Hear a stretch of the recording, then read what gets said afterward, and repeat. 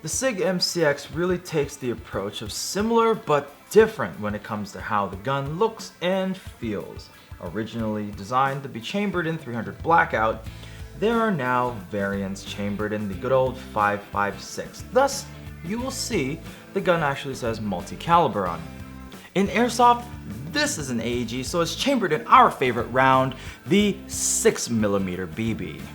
Truly making this thing, yes, multi-caliber if you catch my drift.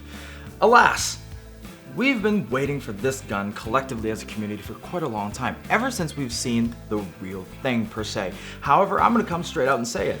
I'm a bigger sucker for its 9mm little brother, the MPX. But just look at it. It's pretty sexy. And I'm going to have to say, we're gonna find out today whether this is just a supermodel with as much depth as a puddle, or the girl next door that you can have long, nice conversations with. Yes, we are still talking about the gun, by the way.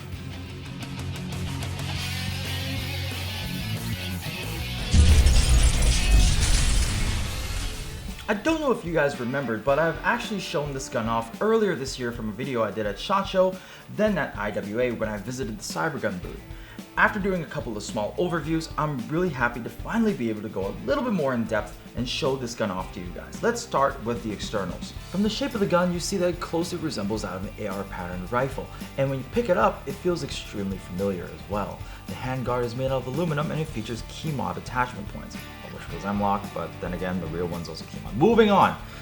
The handguard itself, it feels a little wide, it looks a little wide, but in all honesty, it really isn't. It's quite comfortable to hold actually, if you prefer that whole hand over bore thing. It features a 3-pronged flash hider up front that complements the look quite nicely, and metal flip up front and rear sights. Moving to the middle portion of the gun, it has all the corresponding markings as this is a fully licensed AEG.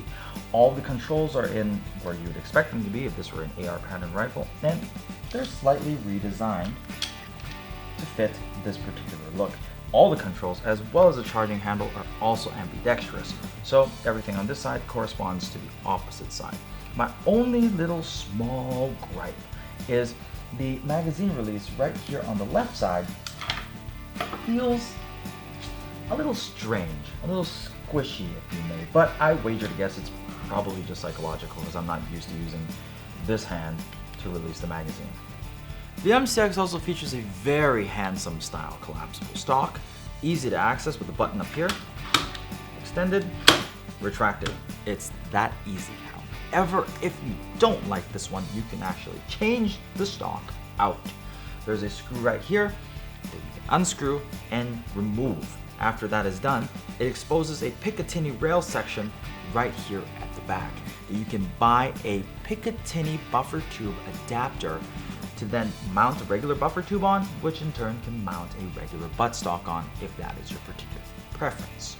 Now that I've actually removed the stock, you're going to get a better look at this rear Picatinny section really quick. Being a modern AEG, it comes with 2 modern features, such as a MOSFET and a quick change spring. So how to change the spring? Very easily. The screw is right there, and you take an Allen wrench, punch in, press down, twist to expose your spring. And that's how easy it is.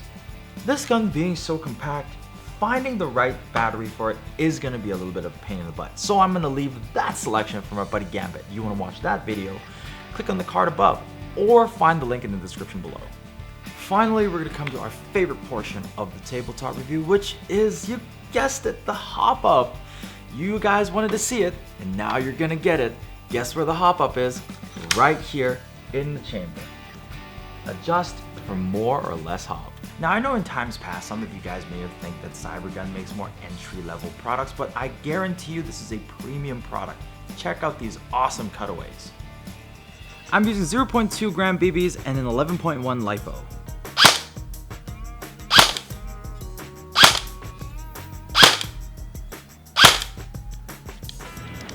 This particular version of the MCX is extremely compact, so I'm expecting it to be very maneuverable. What better way to see than to actually move? Let's go.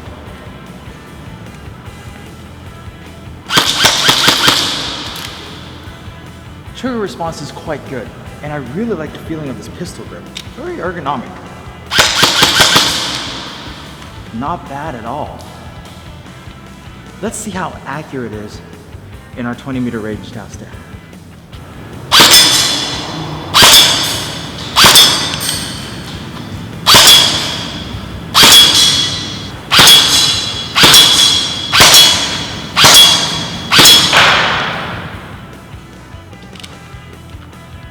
I think that grouping was pretty good, but where's the fun without some full auto?